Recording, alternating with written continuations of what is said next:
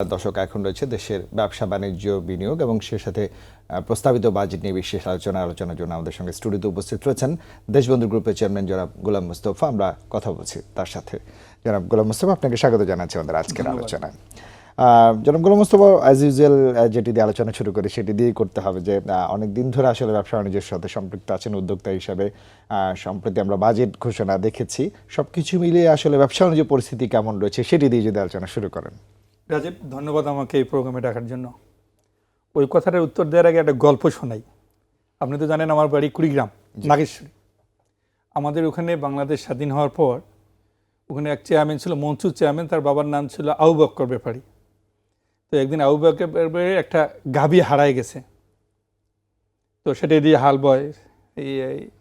তো সন্ধ্যাবেলা পাচ্ছিল না, তো এখন দেখে বলতেছে, নিজে কপাল চাপড়ায় বলতেছে, রে বাবা বা আমার গরুটা গেল। কিন্তু ছেলেকে বলছে, আমাদের ওখানে ছেলেকে কিন্তু ভাই বলা যায় না, তো বলছে যে ভাই রে, ছেলেটা গরুটা গেল কই, তুই বাই করলি দেখলি না? তো এখন ও ভাই পাশে ছিল যে বুড়াটার পাগল হয়েছে মাথা, যে বেটা কখনো ভাই হয়? তখন বলছে যে তুই কি বুঝবি মাও। এখন ওয়াইফকে বলতেছে, মাও মানে মা, বলতেছে যে তুই কি বুঝবি মা, মোর গরু হারাইছে, হাল বম কি দিয়ে, সেটা তো তুই বুঝিস না। এখন তুই আমাকে করতেছিস, আমার মাথা কোনো ঠিক নাই। বাস্তবতা হচ্ছে ব্যবসাপাতি চ্যালেঞ্জে আছে। আচ্ছা আচ্ছা। কিন্তু দুঃখের কথা হোক, সুখের কথা হোক, শুধু বাংলাদেশে একাই অসুবিধা আছে এ কথা বলা যাবে না, সারা পৃথিবীতে তাই। একটা আমি আপনাকে এক্সাম্পল দিতে চাই। বাংলাদেশের ইকোনমিতে বাজেট কত টাকার হতে পারত, কত টাকা, আমরা এর বিষয়ে কোনো বিশেষজ্ঞ না। আর আমি ব্যক্তিগতভাবে মনে করি 1 বছরের বাজেট দিয়ে ইন্ডাস্ট্রি কোনো পলিসি চেঞ্জ হয় না, খুব বেশি পরিবর্তন করার কোনো কিছু অবকাশ নাই। ইট ইজ 1 বছরের আয় ব্যয়ের হিসাবটাই হলো প্রথমত জিনিস। আমরাও এক্সপেক্ট করি সরকার, প্রতিটা সরকারই মনে করে যে বাজেট মনে হয় সবকিছু। আসলে বাজেটে শুধু খালি আয় ব্যয়ের হিসাবটাই মধ্যে, যদি ইম্পোর্ট পলিসি বলেন, মুদ্রা পলিসি বলেন, যত কিছুই আছে, রিফর্ম বলেন, সেটা বাজেটে 1 বছরে প্রতিপালন করার কোনো অবকাশ নেই। It is a lengthy process. But আমাদের দেশের মানুষের, সরকারের, মিডিয়ার সবারই একটা ধারণা থাকে, স্পেশালি বুদ্ধিজীবীদের, যে 1 বছরে মনে হয় সবকিছু হয়ে যাবে। আসলে তা তো হওয়ার কথা না। এখন আপনি যে প্রশ্ন করছেন তার উত্তরটা এরকম যে এই বাজেটে আমি তেমন কোনো কিছুই খারাপ ভালো কথার দিকে না, যে একটা জিনিসে বলতে পারি যে বাজেট যতটুকু করেছে, ডিক্লেয়ার করেছে 7,97,000 বা 98,000 কোটি টাকা, এই টাকাটা কালেকশন করা একটা বড় চ্যালেঞ্জ, রাজস্ব আরোহণের সবচেয়ে বড় চ্যালেঞ্জ। আর তার থেকেও বড় চলে যে এটা তো 2,56,000 কোটি বা 2,65,000 কোটি টাকা, যেটা ঘাটতি বাজেট। এটা কি, বাট সারা অঞ্চলে যদি দেখেন সবাই এখন কিন্তু ঘাটতি বাজেট করছে। ইভেন ইন্ডিয়াও 6.5% সম্ভবত ঘাটতি বাজেট করেছে, আমেরিকাও তাই, অনেক দেশে তাই করছে। তারা পিছনে থাকতেছে, তারা ব্যাংক লোন বা অন্য বিদেশি লোন থেকে তারা পূরণ করার চেষ্টা করছে। বাট আমার কাছে যে জিনিসটা সর্ব থেকে মনে হয়, সেই জিনিসটা হচ্ছে যে ইদানিং প্রশ্ন বেশি হয়, উত্তর ছোট হয়। সেটা সব জায়গায়। এনবিআর এটা মূলত, বা ফাইন্যান্স মিনিস্ট্রি, যারা স্টেক হোল্ডার, তাদের সঙ্গে ডাকে নেই, বসে নেই, এই কথা বলা যাবে না। বাট ঘটনা হচ্ছে যখন এই অবস্থাটা হয় যে বিচার মানি তাল গাছটা আমার, আপনাকে ডাকছি বটে, বাট আমি যেটা বলি সেটা শুনে, সেটা বলেন, আপনারা বলতে পারবেন না, বা আপনারা বললে বসেন, এইরকম টেন্ডেন্সিটা বন্ধ করে দেওয়া উচিত। বাংলাদেশের অর্থনীতি গত 52 বছরে পৃথিবীতে বিস্ময়, সেটি স্বীকার করতেই হবে, এটা বাস্তবতা। আচ্ছা শুনুন, বাংলাদেশে এখন সাবজেক্ট কি? বাজেট ছাড়া প্রাক্তন আইজিপি নিয়ে নিয়ে একটা, আর দুর্নীতি নিয়ে হয়তো কিছু কথা হচ্ছে, এটা, হ্যাঁ, আর একটা হচ্ছে বাজেট নিয়ে, আর তেমন কোনো কিছু নেই। আপনি আমাকে বলেন 18 কোটি দেশের লোক, বাংলাদেশের এত অ্যাচিভমেন্ট এবং এত অনেক সমস্যা আছে, সেটা কিন্তু কোনো কিছু পাচ্ছে না। রাজীব, আপনারা তো ইয়াং মানুষ, আমরা মোটামুটিভাবে 1971 সালের পর বাংলাদেশে মানে 2 ধারার রাজনীতি দেখেছি। এক ধারা বলতো যে মার্কিন সাম্রাজ্য নিপাত যাক, আরেকজন বলতো যে ভারতের রাশিয়ার দালালরা হুঁশিয়ার সাবধান, এগুলো কিন্তু আমার শেষ হয়ে গেছে 1991 সালের পর। এখন আমাদের একটাই জিনিস শুধু আছে, তারপরে চরিত্র নিয়ে হয়তো আগে দেখবেন যে কোনো রাষ্ট্রপ্রধান, কোনো মানে এই পাবলিক ফিগার, কোনো মেয়ে ঘটিত স্ক্যান্ডেলিং হলে রিজাইন করতো। এখন এই মিডিয়া, সোশ্যাল মিডিয়া আর পারিপার্শ্বিকতার জন্য এখন আর এই সেক্স জাতীয় জিনিসের স্ক্যান্ডেলিং এর কোনো কিছু গুরুত্ব দিচ্ছে না। এখন যে পড়ছে মালির ঘাড়ে তথাকথিত কি এই এই পারসেপশনের ট্রায়াল হচ্ছে কি আপনি কি সৎ এবং কি অসৎ, এবং সৎ অসৎ ঠিক হওয়ার আগেই গিয়ে রায় দিয়ে দিচ্ছে। আমি কারোর পক্ষে সাফাই গাইতেছি না। বাংলাদেশের কনটেক্সটে যদি বলা হচ্ছে সব টাকা বিদেশে পাচার হয়ে গেছে, তার মধ্যে গার্মেন্টসের মালিকরাই মেইন, সব ব্যবসায়ীরাই দায়ী। আমরা হলাম সোনার ডিম পাড়া হাঁস। আমরা যদি বেঁচে না থাকি, আর কৃষক শ্রমিক যদি বেঁচে না থাকে, আর বিদেশ থেকে যদি টাকা না নিয়ে আসে, তাহলে কিন্তু খবর আছে যারা যতই অভিযোগ হোক এরাই টিকিয়ে রাখে। ঘটনা কি জানেন আপনি, যে আমরা ভালো খেলি খারাপ খেলি, আমরা কিন্তু মাঠের প্লেয়ার, আর যারা গ্যালারিতে দেখে সমালোচনা খেলা দেখতেছে, কিন্তু এইভাবে যদি বলটা মারতো তাহলে এটা ক্যাচ হতো না, 6 হয়ে যেত। এইভাবে যদি হতো সেঞ্চুরি হতো, খুব সহজ। আর এই রকম হয়ে গেল। ওদেরকে একটু মাঠে নামায় দিয়ে দেখেন। এই বিষয়ে দুটা বলতে পারি যে বাংলাদেশের ইকোনমি এর মধ্যেও কিন্তু গেইন করবে। কি কারণে আমি বলতেছি, মাননীয় প্রধানমন্ত্রী চায়না যাচ্ছে, she will bring lots of finance and কি বলা যেতে পারে যায় রিল্যাক্সেশন। আমরা শুনতেছি $5 বিলিয়ন তারা ক্রেডিট দিয়ে দেবে ইম্পোর্টের বিষয়ে, যে লোনগুলি আছে সেটা স্ট্যাগারিং করবে, লোনের ইন্টারেস্ট কমে যাবে, আজকে মিডিয়ায় আছে কথা আসছে। দ্বিতীয়ত আর একটা জিনিস বলতে পারি, উনি ইন্ডিয়ায় গেছেন, আমাদের প্রায় $8 বিলিয়ন তারা এলওসি দিয়েছে, কিছু অন্যান্য কমোডিটি ফাইন্যান্স নিয়ে আসবে। বাংলাদেশের ইনফ্লেশন কন্ট্রোল করার জন্য অন্য কোনো কিছুর দরকার নেই। যদি কয়েকটা আইটেম, চিনি, তেল, চাল, ডাল, যে প্রোডাক্ট আছে, প্রয়োজনীয় যে ভোগ্যগুণী, এর বাইরে শুধু তেল মানে পেট্রোলিয়াম প্রোডাক্ট, এর ডিউটি যদি কমায় দেয়, এতে হয়তোবা সব মিলে 20,000 কোটি টাকা সরকারের আয় কম হবে। বাট বাংলাদেশের 2% আসবে, এই কি না বলে ইনফ্লেশন রেট আসবে। অনেকে বলে শ্রীলঙ্কা আর অমুক তমুক। আপনি একটা জিনিস বলেন, শ্রীলঙ্কার দেখে কোনো লাভ নেই। শ্রীলঙ্কার ইকোনমি অনেক আলোচনা হয়েছে। Exactly it is. আপনি ধরেন বাংলাদেশের সব থেকে কম ইনফ্লেশন কম্পেয়ার টু আমাদের সাইজের নেশন। আপনি যদি বলেন Egypt, Pakistan, turkey, Ethiopia, Philippines, all those countries except Vietnam. কারণটা কি? ভিয়েতনামের এক্সপোর্ট বেশি, ইম্পোর্ট কম। আমাদের দেশের যদি ইন্ডাস্ট্রিয়ালিস্টদেরকে এক্সপোর্টের জন্য সাপোর্ট না করা হয়, তাহলে আমাদের অবশ্যই চিন্তার কথা। আমি ব্যবসায়ীদেরকে বাঁচা, এক্সপোর্ট করেন। যাদেরকে আমরা আদম ব্যবসা করেছি বলে অনেক সময় হয়েছে, যদি কিছু মনে না করেন অনেক প্রোগ্রামে, তারাই কিন্তু আজকে বাংলাদেশটাকে বাঁচায় রেখেছেন। অবশ্যই আমরা আলোচনা করব, তবে একটা ছোট্ট বিজ্ঞাপন বিরতি নিতে হচ্ছে। প্রিয় দর্শক, নিচ্ছে একটা বিরতি, আমাদের সাথেই থাকুন।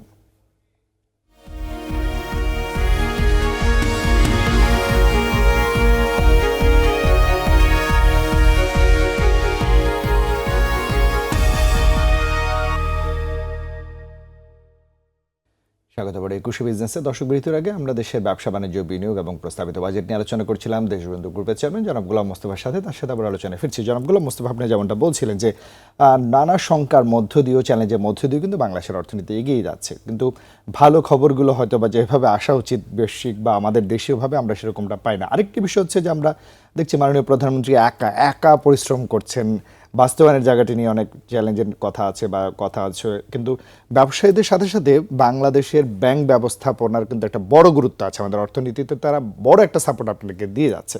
সেখানে কেন্দ্রীয় ব্যাংকের ভূমিকা আমরা কোভিডকালীন সময় দেখেছি যে সারা বিশ্বকে তাক লাগিয়ে দিয়েছেন। চ্যালেঞ্জ থাকবেই, আমরা সকলেই মিলে সেই জায়গাটা কীভাবে উত্তরণের জায়গা নিতে পারি? ধন্যবাদ।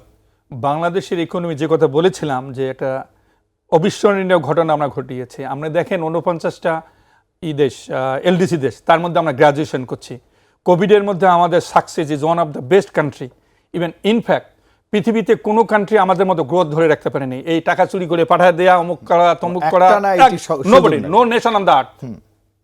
এখন বাংলাদেশ ব্যাংকের যে ভূমিকা, আপনি চিন্তা করতে পারেন যে 57 জন অফিসার মনে হয় মারা গেছে এতে, এই কোভিডের সময় ব্যাংক কিন্তু ওপেন রেখেছে। আমি ধন্যবাদ জানাই তখনকার গভর্নর সাহেবকে, এখনকার গভর্নর সাহেবকে, তারা কিন্তু চেষ্টা করছে।